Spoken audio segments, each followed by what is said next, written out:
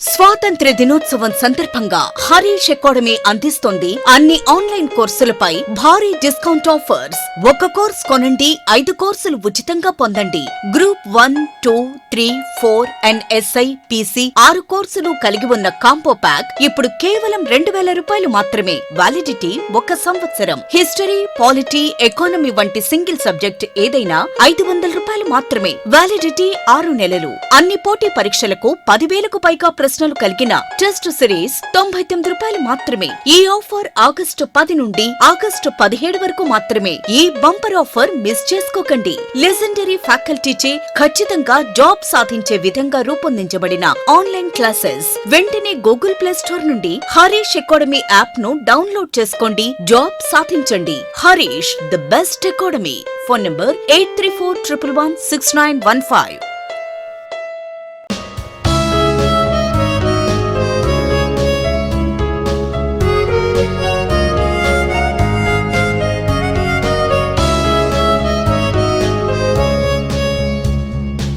Hi friends, welcome to Harish academy.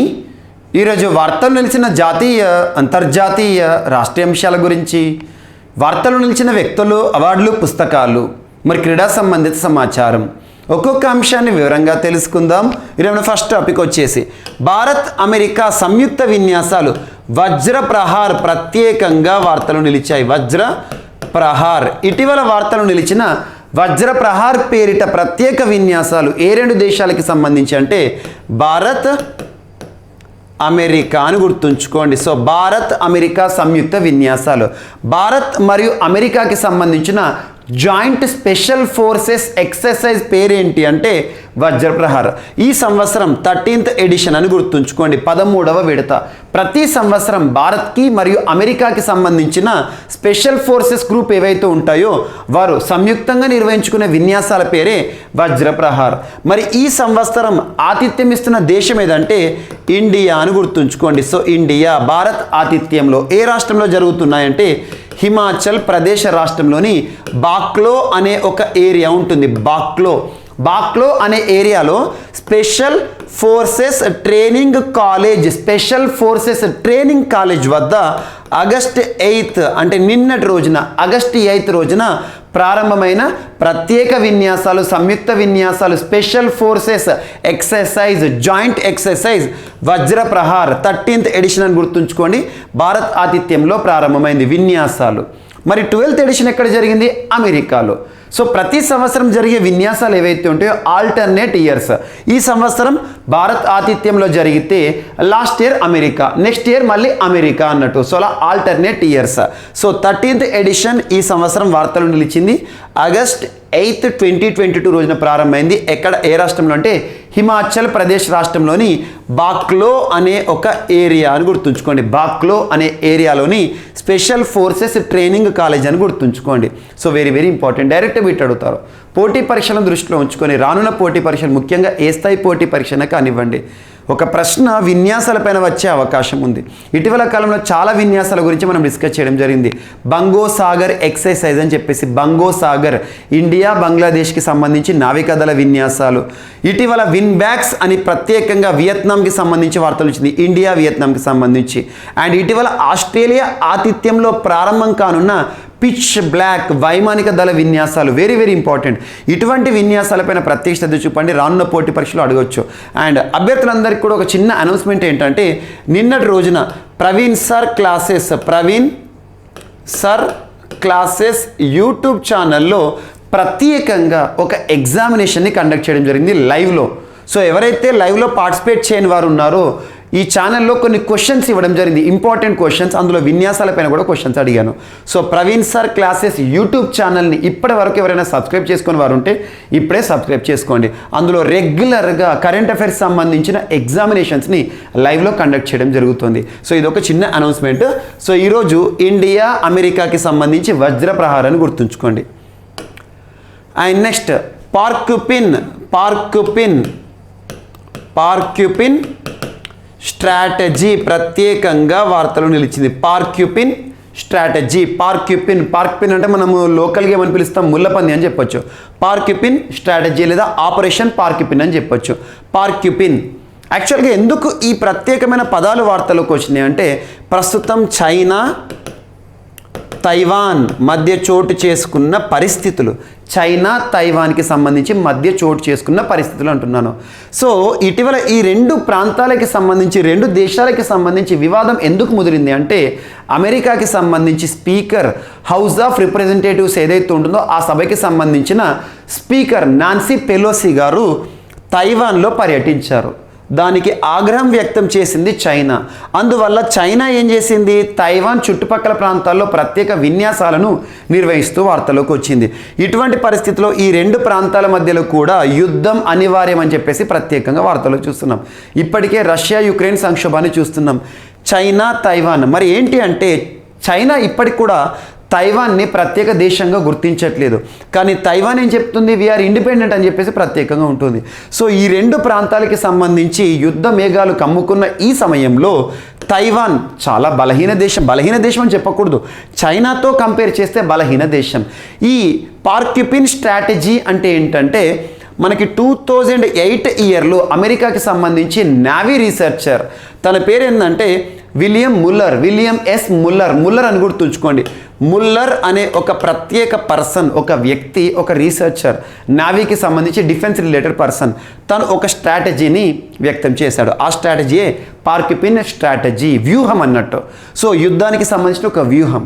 ఇక్కడ ఏం చెప్పారంటే ఏదైనా ఒక దేశం సిమెట్రికల్గా వార్లో కనుక పార్టిసిపేట్ చేయలేదు అనుకోండి, సిమెట్రికల్ అంటే రెండు బలాలు సమానం ఉన్నాయి అనుకోండి, ఏ అండ్ బి రెండు దేశాలు సమఉజ్జీలు అనుకోండి, సమానంగా బలం ఉందనుకోండి, సో ఎవరైనా కూడా గెలవచ్చు, ఎవరైనా ఓడిపోవచ్చు, సో సమఉజ్జీలు అంటాం. కానీ ఏదైనా వార్ గనక, ఏదైనా బ్యాటిల్ గనక సమఉజ్జీల మధ్య గనక ప్రారంభం కాదనుకోండి, ఒకటేమో బలమైన దేశం, ఒకటి బలహీన దేశం. ఇక్కడ చైనా చాలా బలమైన దేశం, తైవాన్ చాలా బలహీన దేశం. ఇటువంటి పరిస్థితుల్లో బలహీన దేశం ఇటువంటి స్ట్రాటజీని అమలు చేయొచ్చు, అనుసరించవచ్చు. ఈ స్ట్రాటజీ ఏంటంటే శత్రు దేశం యొక్క బలాలని చూడడం కాదు, శత్రు దేశం యొక్క బలహీనతలను కొట్టాలి. అలాంటి ఒక వ్యూహాన్ని తైవాన్ రచిస్తోంది అని చెప్పేసి ప్రత్యేక కథనాలు వార్తలు ఇచ్చాయి. జస్ట్ దీనిలో 3 స్టెప్ స్ట్రాటజీ ఉంటుంది, అవుటర్ అండ్ మిడిల్ ఇన్నర్ అని చెప్పేసి. దాని గురించి అంత డీటెయిల్గా మనకి ఏవైతే ఉంటే ప్రిలిమినరీ పాయింట్ ఆఫ్ వ్యూలో అడగరు. సో పార్క్యుపిన్ స్ట్రాటజీ అని గుర్తుంచుకోండి. ఇటీవల ఎందుకు వార్తలు ఇచ్చింది అంటే తైవాన్కి సంబంధించి వార్తలు ఇచ్చింది, చైనా తైవాన్కి సంబంధించి అని గుర్తుంచుకోండి. అండ్ నెక్స్ట్, సో ఈరోజు లంపీ స్కిన్ డిసీజ్ మరొకసారి వార్తలు నిలిచింది. Lumpy skin disease, lumpy skin అంటే స్కిన్ పైన లంప్స్ వస్తాయి, దద్దుల్లా వస్తాయి అన్నట్టు, బొబ్బెల్లా వస్తాయి అన్నట్టు, బొడిపెల్లా వస్తాయి అన్నట్టు. వేటి స్కిన్ పైన, బొవైన్స్, ముఖ్యంగా క్యాటిల్ ఉంటాయి కదా, పశువులు ఉంటాయి కదా, ఆవులు కానీ బర్రెలు కానివ్వండి, వాటిపైన స్కిన్ మొత్తం కూడా బొబ్బలు రావడం అన్నట్టు. సో ఈ విధంగా బొడిపెల్లు రావడం అన్నట్టు, టోటల్గా లంప్స్ రావడం. ఈ లంప్స్ ఏమవుతాయి అంటే పగిలిపోతాయి, కొంత సైజు రాగానే, శరీరం పైన రాగానే పగిలిపోతాయి. పగిలేసరికి ఏమవుతుంది, దీనికి పైన గాయం అవుతుంది. ఈ ఎనిమల్ మొత్తం కూడా బ్లీడ్ టు డెత్ కూడా కావచ్చు, చనిపోవచ్చు, రక్తం మొత్తం కారి. ఇటువంటిది lumpy skin disease. Lumpy skin disease అనేది దేనివల్ల వ్యాపిస్తుంది, దేనివల్ల వస్తుంది అంటే ఇది ఒక వైరల్ డిసీజ్. క్యాప్రిపాక్స్ వైరస్, గుర్తుంచుకోండి వైరస్ పేరు. క్యాప్రిపాక్స్ అనే ఒక వైరస్ ఏదైతే ఉంటుందో ఈ లంపీ స్కిన్ డిసీజ్కి కారణం. మనకు షీప్ పాక్సెస్ కానివ్వండి, బోవిన్ పాక్సెస్ అంటాం. అంటే సింపుల్గా చెప్పాలంటే యానిమల్స్లో, క్యాటిల్స్లో ఇది మశూచి లాంటిది. సో మనం ఏదైతే ఉంటుందో మంకీ పాక్స్ అంటే శరీరం అంతా బొడిపెల్ల మారుతుంది కదా, అలాగే మారుతుంది అన్నట్టు. సో ఇది చాలా ప్రమాదకరం జంతువుల్లో. మరి ఎందుకు ఈరోజు ప్రత్యేకంగా మనం డిస్కస్ చేస్తున్నామంటే దీనికి సంబంధించి ఇటీవల ఒక రిపోర్ట్ వచ్చింది. అదేంటంటే గుజరాత్, రాజస్థాన్ ఈ రాష్ట్రాల్లో ఈ లంపీ స్కిన్ డిసీజ్ బారిన పడి క్యాటిల్స్ ఆల్మోస్ట్ 3000 క్యాటిల్స్ ఇబ్బందులను ఎదుర్కొంటున్నాయి అంట. లంపీ స్కిన్ డిసీజ్కి సంబంధించి జస్ట్ ఎగ్జామినేషన్ పాయింట్ ఆఫ్ వ్యూలో అడగవచ్చు. క్యాప్రిపాక్స్ వైరస్ పేరు గుర్తుంచుకోండి. క్యాప్రిపాక్స్ అనే ఒక వైరస్ జంతువుల్లో ఏ వ్యాధికి కారకం అంటే లంపీ స్కిన్ డిసీజ్ అని గుర్తుంచుకోండి, సరిపోతుంది. ఎందుకంటే ఇటీవల కాలంలో వ్యాధులకి సంబంధించి తరచు ఏదో ఒక అంశాన్ని మనం చూస్తూ ఉన్నాం. వ్యాధులకి సంబంధించి కరోనా ఎవర్ గ్రీన్ టాపిక్, మనకు పోటీ పరీక్షల్లో ఎన్నేళ్ళైనా కూడా కరోనాకి సంబంధించి ఒక లెసన్ చూస్తాం మనం. అండ్ ఇటీవల కాలంలో మనకు మ్యూకర్మైకోసిస్, బ్లాక్ ఫంగల్ డిసీజ్ లేదా జిగోమైకోసిస్ అని చెప్పేసి 3 పేర్లు ఒకటే. మ్యూకోమైకోసిస్ అన్నా, లేదా జిగోమైకోసిస్ అన్నా, లేదా బ్లాక్ ఫంగల్ డిసీజ్ అన్నా ఒకటే. ఆ తర్వాత ఇటీవల కాలంలో మనం చూసిన మార్బర్గ్ వైరస్ ఆఫ్రికా ఖండానికి సంబంధించి. And at the same time ఇటీవల మనము ప్రత్యేకంగా చూస్తున్న వైరల్ డిసీజెస్ ఏవైతే ఉంటాయో మంకీ పాక్స్ డిసీజెస్ కానివ్వండి, వీటిపైన ప్రత్యేకంగా చూడండి. రానున్న పోటీ పరీక్షలు ప్రశ్నలు అడగవచ్చు. అండ్ నెక్స్ట్, అమెరికా యుద్ధ నౌకకు భారత్లో మరమ్మతులు, repairing works for American ship అని గుర్తుంచుకొని ఇన్ ఇండియా, ఫస్ట్ టైం ఇండియాలోనే మొదటిసారి అని అంశం. సో మరమ్మతుల కోసం అమెరికాకు చెందిన యుద్ధ నౌక చార్లెస్ డ్రూ, ఆ యుద్ధ నౌక పేరేంటట? Charles Drew. ఇటీవల వార్తలు వచ్చిన చార్లెస్ డ్రూ అనే ఒక యుద్ధ నౌక ఏ దేశానికి చెందింది అంటే అమెరికాకి సంబంధించింది. చార్లెస్ డ్రూ గత ఆదివారం భారత్కి చేరుకుంది. చెన్నై కాటుపల్లిలోని L&T సంస్థకు చెందిన షిప్ యార్డ్లో ఇది లంగరేసింది అంటే ఆగింది అన్నట్టు. షిప్లకు లంగర్లు వేస్తారు. మరమ్మతులు ఇతర సేవల కోసం అమెరికా నౌక ఒకటి మన దేశానికి చేరుకోవడం దేశంలోనే మొదటిసారి. ఇటువంటి బిట్స్ అడుగుతారు ఎగ్జామ్లో. సో ఇటీవల వార్తలు నిలిచిన ఒక యుద్ధ నౌక చార్లెస్ డ్రూ భారతదేశ చరిత్రలోనే మొదటిసారి మరమ్మతుల కోసం వచ్చింది. ఆ యుద్ధ నౌక ఏ దేశానికి చెందింది అంటారు? అమెరికాకి సంబంధించింది. భారత్లో తయారీకి ఇది పెద్ద ఊతమని రక్షణ మంత్రిత్వ శాఖ, అంటే మేక్ ఇన్ ఇండియా అన్నట్టు. మేక్ ఇన్ ఇండియా భారత్లో తయారీ. సో రెండు దేశాల మధ్య వృద్ధి చెందుతున్న వ్యూహాత్మక భాగస్వామ్యానికి ఇది కొత్త కోణాన్ని జోడించింది. సో ఈ నౌక నిర్వహణ కోసం L&T షిప్ యార్డుకు అమెరికా నౌకాదళం కాంట్రాక్ట్ ఇచ్చింది. గుర్తుంచుకోండి, దీని పేరు గుర్తుంచుకోండి సరిపోతుంది. అండ్ ప్రస్తుతం భారత్ అమెరికా వ్యూహాత్మక సంబంధాలు కూడా అద్భుతంగా ఉన్నాయి. ముఖ్యంగా ఇండియాకి లార్జెస్ట్ ట్రేడింగ్ పార్ట్నర్గా గత జూన్ మాసంలో అమెరికా నిలిచింది. ఇండియాస్ లార్జెస్ట్ ట్రేడింగ్ పార్ట్నర్ ఎవరంటే అమెరికాను గుర్తుంచుకోండి. అంతకుముందు చైనా ఉండేది. సో ఇది ఒకటి ఇంపార్టెంట్. అండ్ వార్తలు ఇచ్చిన యుద్ధ నౌకలపైన ప్రత్యేక శ్రద్ధ చూపండి. ఇటీవల INS విక్రాంత భారతదేశ చరిత్రలోనే మొట్టమొదటి విమాన వాహక నౌక అని చెప్పాను. సో ఇండిజినియస్ టెక్నాలజీ అదనగా INS Vikrant very very important. And next, ఇండియాకి ఉడాన్ అని చెప్పేసి ప్రత్యేకమైన ఒక పేజ్ని ఓపెన్ చేశారు. ప్రత్యేకమైన ఒక పోర్టల్ని ప్రారంభించింది గూగుల్ సంస్థ. ఇండియాకి ఉడాన్ దేనికి సంబంధించి అంటే ఆజాదీ కా అమృత్ మహోత్సవ్ స్వాతంత్ర అమృతోత్సవాలు. మనం స్వాతంత్రం వచ్చేసి 75 వసంతాలను సెలబ్రేట్ చేసుకుంటున్నాం. ఈ సందర్భంగా ఇండియాకి ఉడాన్ పేరిట గూగుల్ ఏం చేస్తుంది అంటే మన భారతదేశానికి సంబంధించి ప్రత్యేకంగా మన సంస్కృతిలో భాగమైన హిస్టారికల్ ఈవెంట్స్కి సంబంధించిన ప్రత్యేకమైన కథనాలను ప్రదర్శిస్తుంది. ఇది ఒకటి ఇంపార్టెంట్. ఇది మినిస్ట్రీ ఆఫ్ కల్చర్కి సంబంధించి అని గుర్తుంచుకొని వారి ఆధ్వర్యంలో ప్రారంభమైంది. గూగుల్ సంస్థ ఇండియాకి ఉడాన్ 75 years యానివర్సరీ సెలబ్రేషన్స్లో భాగంగా, ఇండిపెండెన్స్ సెలబ్రేషన్లో భాగంగా ఏ సంస్థకి సంబంధించినట్టు గూగుల్ అని గుర్తుంచుకోండి.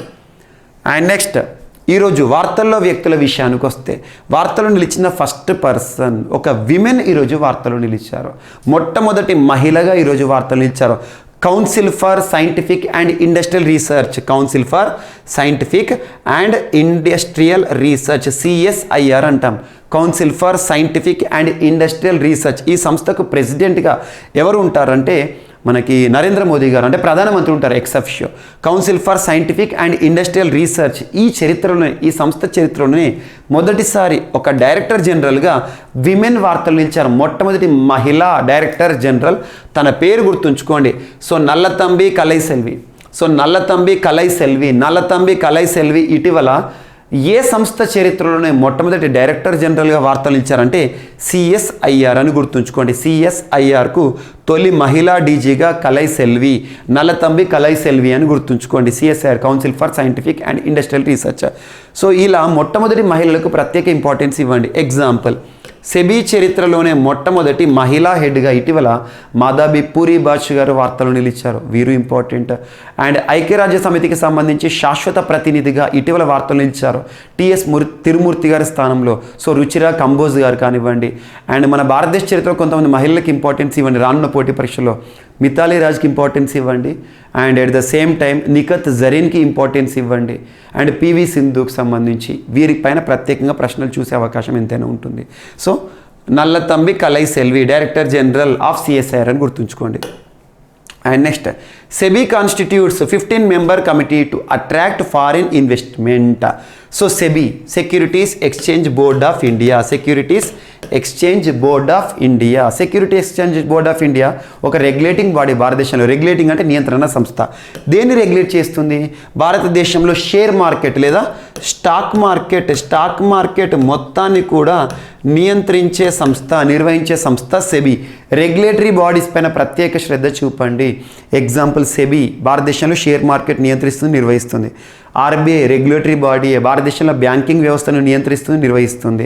ఐఆర్డీఐ insurance regulatory development authority of India భారతదేశంలో బీమా రంగాన్ని మొత్తం కూడా నియంత్రిస్తుంది, నిర్వహిస్తుంది. ఇటువంటివి. And telecom regulatory authority of India TRAI telecom రంగం మొత్తాన్ని కూడా నియంత్రిస్తుంది, నిర్వహిస్తుంది.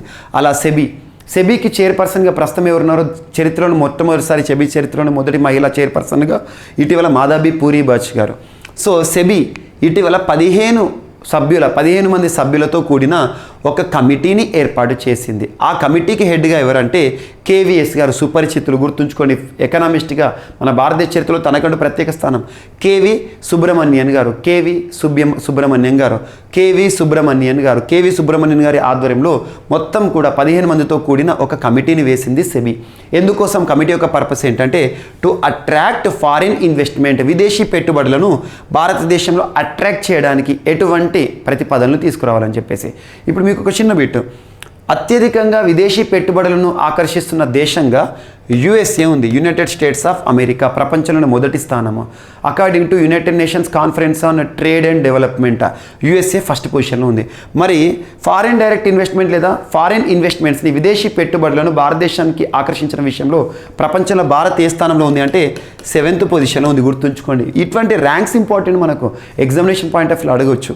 సో సెబీకి సంబంధించిన ఒక కమిటీ మరి భారతదేశానికి విదేశాల నుండి వచ్చే పెట్టుబడులను ఏ విధంగా అత్యధికంగా ఆకర్షించాలి అని చెప్పేసి అధ్యయనం చేయడానికి ఇతని ఆధ్వర్యంలో ఒక కమిటీ, ఎకనామిస్ట్ కేవి సుబ్రహ్మణ్యన్ కమిటీల్లో important, very very important. And next ICRISAT, international crops research institute for semi arid tropics. International crops research institute for semi arid tropics, acronym గుర్తుంచుకోండి. సో ఇండియన్ క్రాప్స్ రీసెర్చ్ అని ఇస్తాడు ఎగ్జామ్లో. International, అంతర్జాతీయ సంస్థ. Head quarter ఇక్కడ మన Hyderabad head క్వార్టర్గా పనిచేస్తున్న ICRISAT ఏదైతే ఉంటుందో, ఇక్రిసాట్కి నూతన అసిస్టెంట్ డైరెక్టర్ జనరల్గా నియమితులవుతూ వార్తలు ఇచ్చిన పర్సన్ సీనియర్ ఐఏఎస్ అధికారి సంజయ్ అగర్వాల్ అని గుర్తుంచుకోండి. సంజయ్ అగర్వాల్ గారు ఇక్రిసాట్ సంస్థకి నూతన అసిస్టెంట్ డైరెక్టర్ జనరల్గా నియమితులవుతూ వార్తలు నిలిచారు. అండ్ నెక్స్ట్ వచ్చేసి ఈరోజు వార్తలు ఇచ్చిన పర్సన్ లడఖ్కి సంబంధించి అత్యున్నత పురస్కారాన్ని పొందుతూ వార్తలు ఇచ్చిన దలైలామా. సో దలైలామా బౌద్ధమత గురువు Dalai Lama. So Dalai Lama Ladakh autonomous hill development corporation LHDC, Ladakh autonomous hill development corporation ప్రతిష్టాత్మకంగా ప్రదానం చేసి లడఖ్కి సంబంధించిన అత్యున్నత పౌర పురస్కార గ్రహీతగా వార్తలు ఇచ్చిన వారు ఎవరంట? దలైలామా అని గుర్తుంచుకోండి. ఆ పురస్కారం పేరు ఏంటంటే ప్రొనౌన్సియేషన్ కొంత కష్టంగా ఉంటుంది. దిపాల్ ఆర్ ఎంగమ్ డస్టిన్. సో జస్ట్ గుర్తుంచుకోండి, ఒక అత్యున్నత పురస్కారం లడఖ్కి సంబంధించి. ఆ పురస్కారం ఎవరికి వరించింది? దలైలామా అని గుర్తుంచుకోండి హార్మోని విషయంలో. And Ladakh autonomous hill development corporation వారు ప్రతిష్టాత్మకంగా ఇచ్చే పురస్కారం అని గుర్తుంచుకోండి. అండ్ నెక్స్ట్ వార్తల్లో వ్యక్తులకి సంబంధించి, క్రీడలకి సంబంధించి వెరీ వెరీ ఇంపార్టెంట్ పర్సన్ మన తెలంగాణకి సంబంధించి నిఖత్ జరీన్ గారు. ఇటీవల ప్రపంచ బాక్సింగ్ ఛాంపియన్గా వార్తలు నిలిచారు లాస్ట్ ఒక 1.5 month బ్యాక్. మరొకసారి మన భారతదేశ చరిత్రను తిరగరాశారు. రెండవసారి అంటే ఆల్రెడీ ప్రపంచ బాక్సర్ తను, ప్రపంచంలోనే బాక్సింగ్ ఛాంపియన్. ఇటీవల కామన్వెల్త్ గేమ్స్ నిన్నటితో ముగిశాయి, August 8th ముగిశాయి. సో మనం ఆల్రెడీ డిస్కస్ చేసాం, కామన్వెల్త్ గేమ్స్ అనేవి August 8th ముగుస్తాయి, July 28th ప్రారంభమయ్యాయి. సో ఇక్కడ పతాకధారిగా ఎవరున్నారు మనకు? మన్ప్రీత్ అండ్ PV సింధు గారు, ఇద్దరు కూడా. సో ఇక్కడ పసిడి యోధమన నిఖత్ అని చెప్పేసి అంటే ఏంటంటే కామన్వెల్త్ గేమ్స్లో తను స్వర్ణాన్ని గెలుచుకోవడం జరిగింది, గోల్డ్ మెడల్ని గెలుచుకోవడం జరిగింది. Women's light fly 48 to 50 kgs కేటగిరీలో స్వర్ణాన్ని గెలుచుకున్నారు మన తెలంగాణ అమ్మాయి. సో గుర్తుంచుకోండి, మన ఇండియాకి ఒక స్వర్ణ పథకాన్ని తీసుకొచ్చారు. Nikhat Zareen is very very important for coming competitive examinations. So ప్రపంచ బాక్సింగ్ ఛాంపియన్షిప్లో ఛాంపియన్. అండ్ ఈరోజు మనకి కామన్వెల్త్ గేమ్స్కి సంబంధించి స్వర్ణం గెలుచుకోవడం జరిగింది. అండ్ నెక్స్ట్ ఇక్కడే ఒక ఎక్స్ట్రా పాయింట్, కామన్వెల్త్ గేమ్స్ ముగిశాయి కాబట్టి పథకాల గురించి కూడా క్వశ్చన్స్ అడుగుతారు. ఇటీవల ముగిసిన కామన్వెల్త్ గేమ్స్లో భారత్ ఆ పథకాల పట్టికలో ఏ స్థానంలో ఉంది అంటారు? 4th పొజిషన్లో ఉంది. భారత్ పొందిన మొత్తం పథకాలు ఎన్ని, ఆ పట్టికలో ఎన్ని ఉన్నాయంటే 61. అందులో గోల్డ్ ఎన్ని అంటారు? 22. సో ఈ విధంగా అడుగుతారు. సో కామన్వెల్త్ గేమ్స్ ముగిశాయి కాబట్టి మీకు ఇక్కడ ఫైనల్గా చెప్తాను. ఆస్ట్రేలియా అత్యధిక పథకాలతో ఈ పట్టికలోనే పథకాల పట్టికలో టాప్లో ఉంది. ఆస్ట్రేలియా 178. ఇంగ్లాండ్ 2nd పొజిషన్లో ఉంది 176. 3rd పొజిషన్లో పథకాల పట్టికలో ఎవరున్నారంటే 92తో కెనడా. అండ్ 4th పొజిషన్లో ఇండియా సాధించిన మొత్తం పథకాలు ఎన్ని అంటే 61. అందులో గోల్డ్ స్వర్ణాలు ఎన్ని అంటే స్వర్ణ పథకాలు 22, సిల్వర్ రజతాలు వచ్చేసేసి 16 అండ్ బ్రాంజ్ కాంస్యం వచ్చేసి 23 అని గుర్తుంచుకోండి. టోటల్ ఎంత? 61. సో గుర్తుంచుకోండి, ఇండియా ఈ పథకాల పట్టికలో ఈ పాయింట్స్ టేబుల్లో 4th పొజిషన్లో ఉందని గుర్తుంచుకోండి. Very very important. Commonwealth games పైన రానున్న పోటీ పరీక్షలో క్వశ్చన్ రావచ్చు. కామన్వెల్త్ గేమ్సే కానివ్వండి, చెస్ ఒలింపియాడ్ 44th చెస్ ఒలింపియాడ్కి ఆతిథ్యం ఇస్తుంది మన చెన్నై, మన హైదరాబాద్ మన చెన్నై, ఇండియా అని గుర్తుంచుకోండి. రష్యాలో జరగాల్సినవి మన ఇండియాలో జరుగుతున్నాయి. సో ఇవన్నీ కూడా ఇంపార్టెంట్ స్పోర్ట్స్ రిలేటెడ్గా. అండ్ రానున్న పోటీ పరీక్షల్లో థామస్ కప్ గురించి క్వశ్చన్ అడగవచ్చు. థామస్ కప్ని ప్రత్యేకంగా రిపీట్ చేస్తూ చదవండి. అండ్ నెక్స్ట్ కామన్వెల్త్ గేమ్స్లో మనకు మరొక స్వర్ణం అదేంటంటే, సో ఎవరికి సంబంధించి అంటే బాక్సింగ్కి సంబంధించి, మహిళల బాక్సింగ్కి సంబంధించి కేటగిరీ 45 to 48 kgs కేటగిరీలో నీతూ ఘన్ఘాస్ గారు కామన్వెల్త్ గేమ్స్లో స్వర్ణాన్ని గెలుచుకోవడం జరిగింది. అండ్ నెక్స్ట్ ఇంకొక స్వర్ణం పురుషులకి సంబంధించి అథ్లెటిక్స్ విభాగంలో మెన్స్ ట్రిపుల్ జంపింగ్కి సంబంధించి తన పేరేంది? ఎల్దోస్ పాల్ అని గుర్తుంచుకోండి. ఎల్దోస్ పాల్ అథ్లెటిక్స్కి సంబంధించి స్వర్ణాన్ని గెలుచుకున్నారు. ఈ పేర్లన్నీ అడిగే అవకాశం లేదు, కొంతమంది గురించి అడగవచ్చు. PV Sindhu very very important person. PV Sindhu Commonwealth గేమ్స్లో స్వర్ణాన్ని గెలుపొందడం జరిగింది. గోల్డ్ని గెలుచుకున్నారు. ఏ క్రీడా విభాగంలో? బ్యాడ్మింటన్కి సంబంధించి. వెరీ వెరీ ఇంపార్టెంట్ బిట్, ఇది కూడా ఇక్కడ యాడ్ చేసుకోండి. అండ్ నెక్స్ట్ మరొక స్వర్ణం ఎవరికి సంబంధించి అంటే, సో నవీన్ రెజ్లింగ్కి సంబంధించి మెన్స్ ఫ్రీ స్టైల్ ఎంత కేజీ విభాగంలో? 74 kgs విభాగంలో స్వర్ణాన్ని గెలుపొందాడు. అండ్ నెక్స్ట్ వచ్చేసి అమిత్ పంఘాల్ బాక్సింగ్లో మెన్స్ బాక్సింగ్కి సంబంధించి 51 kgs విభాగంలో స్వర్ణ పథకాన్ని గెలుపొందడం జరిగింది. అండ్ నెక్స్ట్ వచ్చేసి ఇండియా హాకీ జట్టు very very important. Indian hockey team hockey జట్టు అద్భుతమైన పర్ఫార్మెన్స్ ఇస్తుంది. గడిచిన సంవత్సరం మనకు 2021 ఆగస్ట్ సేమ్ ఇదే టైం గుర్తుంచుకోండి. 2021 ఆగస్టు మాసంలో మన భారతదేశం టోక్యో ఒలింపిక్స్ 2020, కానీ 2020లో కోవిడ్-19 కారణంగా 2021లో నిర్వహించారు. 2021లో నిర్వహించినప్పటికీ కూడా టోక్యో ఒలింపిక్స్ 2020 అనాలి. అందులో మనకి నీరజ్ చోప్రా జావెలిన్ త్రోయర్ ఎవరైతే ఉంటారో జావెలిన్ త్రో విభాగంలో స్వర్ణాన్ని గెలుచుకున్నాడు. కానీ దురదృష్టవశాత్తు కామన్వెల్త్ గేమ్స్ నుండి వైదొలగడం జరిగింది. ఎందుకంటే ఇటీవల ప్రపంచ అథ్లెటిక్స్ ఛాంపియన్షిప్లో తను గెలుపొందడం జరిగింది రజతాన్ని, అందులో తను గాయపడ్డాడు. ఇది ఒకటి ఇంపార్టెంట్ బిట్. సో మనకి లాస్ట్ ఇయర్ టోక్యో ఒలింపిక్స్లో 2021లో ముగిసిన టోక్యో ఒలింపిక్స్ 2020లో ఇండియన్ హాకీ జట్టు అప్పుడు కూడా బ్రాంజ్ గెలుచుకుంది. కాంస్యం. ఇప్పుడు కూడా కామన్వెల్త్ గేమ్స్లో బ్రాంజ్ని గెలుచుకుంది. Very very important. కాంస్యాన్ని గెలుచుకుంది. హాకీ జట్టుకి ఇంపార్టెన్స్ ఇవ్వండి. ప్రస్తుతం భారతదేశంలో క్రీడలకు సంబంధించి ఇచ్చే అత్యున్నత పురస్కారం రాజీవ్ ఖేల్ రత్న స్థానంలో మేజర్ ధ్యాన్ చంద్ ఖేల్ రత్న వచ్చింది. రాజీవ్ అనే పేరు స్థానంలో major Dhyan Chand the legend in hockey అని గుర్తుంచుకోండి. So India versus Australia final match ఏదైతే ఉంటుందో అక్కడ ఫైనల్గా బ్రాంజ్ కోసం జరిగిన మ్యాచ్ ఏదైతే ఉంటుందో అక్కడ గెలుపొందడం జరిగింది. And next champions. So under 20కి సంబంధించి సౌత్ ఏషియన్ ఫుట్బాల్ ఫెడరేషన్కి సంబంధించి సాఫ్ సౌత్ ఏషియన్ ఫుట్బాల్ ఫెడరేషన్కి సంబంధించి సౌత్ ఏషియన్ దక్షిణ ఆసియాకి సంబంధించి ఇటీవల ముగిసిన ఫుట్బాల్ టోర్నమెంట్ ఏదైతే ఉంటుందో ఫుట్బాల్ టోర్నమెంట్లో భారత జట్టు ఛాంపియన్గా నిలిచింది. ఎక్కడ ముగిసింది టోర్నమెంట్ అంటే కళింగ స్టేడియం అంటే ఇక్కడ మనకి భువనేశ్వర్ ఒడిషా ఇండియా వేదికగా ముగిసిన championship under 20 south Asian football ఛాంపియన్షిప్లో ఇండియా గెలుచుకుంది టోర్నమెంట్ అని గుర్తుంచుకోండి, ఛాంపియన్. అండ్ నెక్స్ట్ క్రీడలకు సంబంధించి గేమ్స్కి సంబంధించి చెస్ భారతదేశంలో 75వ గ్రాండ్ మాస్టర్గా వార్తలు నిలిచాడు వి ప్రణవ్ ప్రణవ్ ఏ రాష్ట్రానికి సంబంధించిన వారంటే తమిళనాడు రాష్ట్రానికి సంబంధించి. తమిళనాడు రాష్ట్ర చరిత్రలో 27th ప్లేయర్. అదే ఇండియాలో అయితే 75th గ్రాండ్ మాస్టర్. తమిళనాడులో అయితే 27th గ్రాండ్ మాస్టర్. ఇండియా మొత్తం తీసుకుంటే 75th గ్రాండ్ మాస్టర్ హోదాతో వార్తలు ఇచ్చారు ప్రణవ్. గుర్తుంచుకోండి. మనకు 74th శ్రీవాస్తవ్, మన తెలంగాణ రాష్ట్రానికి సంబంధించిన తెలుగువారు. 75th ఈరోజు న్యూ అప్డేట్. 74th జూన్ మాసంలో మనం డిస్కస్ చేసాం. 75th ఇప్పుడు డిస్కస్ చేస్తున్నాం. ప్రణవ్ భారతదేశంలో నూతన గ్రాండ్ మాస్టర్.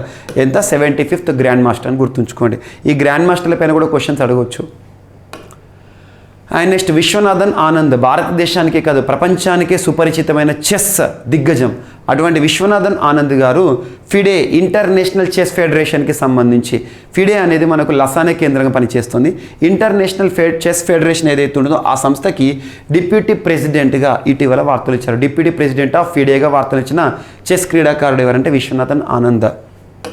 అండ్ నెక్స్ట్ ఈరోజు వార్తలు ఇచ్చిన చివరి అంశము ఒక పుస్తకం, how authoritative account China sees of the China relationship India and the world. Book name కొంత టంగ్ ట్విస్టింగ్ లాగా ఉంటుంది. How China sees India book పేరు. How China sees India and the world. China ఇండియాని మరియు ప్రపంచాన్ని ఏ విధంగా చూస్తుందని చెప్పేసి. దీనిలో tagline, the authoritative account of India China relationship. Bharat చైనాకి సంబంధించిన అథారిటేటివ్ రిలేషన్షిప్స్ ఏంటో దాని గురించి చెప్తున్నారు. శ్యామ్ సరన్ గారు ఆథర్గా ఉన్నారు. Shyam Saran, the acclaimed author of how India sees the world అనే పుస్తకాన్ని కూడా ఇతను. సీస్ అనే పుస్తకం వచ్చిందంటే దానికి ఇతనే ఆథర్ గుర్తుంచుకోండి. శ్యామ్ సరన్ రాసిన కొత్త పుస్తకం how China sees India and world. China భారత్ని మరియు ప్రపంచాన్ని ఏ విధంగా చూస్తుంది అనే అంశంలో కోణంలో రాశారు. ఇది ఒకటి ఇంపార్టెంట్. సో ఇవి మనకి ఈరోజు వార్తలు నిలిచిన అంశాలు. ఒకసారి ర్యాపిడ్గా కనుక మనం చూస్తే, సో వజ్రప్రహార్ భారత్ అమెరికాకి సంబంధించి joint special forces exercise Himachal Pradesh రాష్ట్రంలో నిన్నటి రోజున ప్రారంభమయ్యాయి. అండ్ పార్కిపెన్ స్ట్రాటజీ అనేది వార్తలు ఇచ్చింది చైనా తైవాన్కి సంబంధించి. అండ్ లంపీ స్కిన్ డిసీజ్ దేనికి కారకమైన వైరస్ ఏంటిది? మనకి క్యాప్రిపాక్స్ వైరస్ గుర్తుంచుకోండి, lumpy skin disease. And next America యుద్ధ నౌకకు భారతదేశ చరిత్రలో మొదటిసారి మరమ్మతులు. సో ఆ అమెరికా యుద్ధ నౌక పేరేంటి? చార్లెస్ డ్రూ అని గుర్తుంచుకోండి. అండ్ ఇండియాకి ఉడాన్ ఆజాదీ కా అమృత్ మహోత్సవ్లో భాగంగా గూగుల్కి సంబంధించిన ఒక అంశం. And next CSIR council for scientific and industrial research సంబంధించి మొట్టమొదటి మహిళా డైరెక్టర్ జనరల్గా Nallathambi Kalaiselvi. And next SEBI 15 మంది సభ్యులతో కూడిన ఒక కమిటీని విదేశీ పెట్టుబడులను ఆకర్షించడంపై అధ్యయనం చేయడానికి ఒక కమిటీని వేశారు. ఎవరి ఆధ్వర్యంలో అంటే ప్రముఖ ఆర్థికవేత్త KV సుబ్రహ్మణ్యన్. అండ్ నెక్స్ట్ ఇక్రిసాట్కి సంబంధించి international crops research institute for semi arid ట్రాపిక్స్కి సంబంధించి నూతన అసిస్టెంట్ డైరెక్టర్ జనరల్గా సంజయ్ అగర్వాల్ గారు. అండ్ దలై లామా పొందిన లడక్ అత్యున్నత పౌర పురస్కారం. అండ్ నెక్స్ట్ పసిడి యోధా మన నిఖత్ జరీన్కి సంబంధించి స్వర్ణాన్ని సాధించారు కామన్వెల్త్ గేమ్స్లో. అండ్ భారత్ యొక్క కామన్వెల్త్ గేమ్స్ పర్ఫార్మెన్స్ పథకాల పట్టికలో 4th. ఈ పథకాలు గుర్తుంచుకోండి, very very important point. And so Nitu Ghanghas gold బాక్సింగ్కి సంబంధించి గెలవడం జరిగింది. అండ్ నెక్స్ట్ PV సింధు స్వర్ణాన్ని గెలుపొందారు బ్యాడ్మింటన్ ఛాంపియన్షిప్లో. And at the same time Paul మనకి అథ్లెటిక్స్ సంబంధించి మెన్ ట్రిపుల్ జంప్లో గోల్డ్ని గెలుచుకున్నాడు. అండ్ నవీన్ గోల్డ్ గెలుచుకున్నాడు. ఏ క్రీడాకారుడు అంటే రెజ్లింగ్ క్రీడాకారుడు అని గుర్తుంచుకోండి. And next Amit Panghal boxing men's 51 kgsలో స్వర్ణాన్ని గెలుపొందుకున్నాడు. అండ్ ఇండియన్ హాకీ జట్టు కామన్వెల్త్ గేమ్స్లో టోర్నీ ఏం గెలుచుకున్నారు వాళ్ళు? కాంస్య పథకం bronze. And next champions under twenty south Asian football ఫెడరేషన్కి సంబంధించి ఒడిషా రాష్ట్రంలో ముగిసిన టోర్నమెంట్లో భారత్ ఛాంపియన్గా నిలిచింది. And at the same time ఫైనల్గా మనకు గ్రాండ్ మాస్టర్ పొందిన భారతదేశంలో 75వ గ్రాండ్ మాస్టర్గా వార్తలు నిలిచిన క్రీడాకారుడు ప్రణవ్ ఫ్రమ్ తమిళనాడు. అండ్ విశ్వనాథన్ ఆనంద్ ప్రపంచ చెస్ దిగ్గజం ఫిడేకి సంబంధించి నూతన వైస్ ప్రెసిడెంట్గా వార్తలు నిలిచాడు. And finally how China sees India and the world అనే ఒక పుస్తకాన్ని రచిస్తూ శ్యామ్ సరన్ గారు రాసిన పుస్తకం అని గుర్తుంచుకోండి. ఇవి ఈరోజు వార్తలు నిలిచిన అంశాలు. మిస్లినస్ అంశాలు ఏమైనా మిగిలిపోతే మాత్రం రేపటి క్లాస్లో యాడ్ చేసుకుని నేర్చుకుందాం. రేపు కలుద్దాం. Thank you.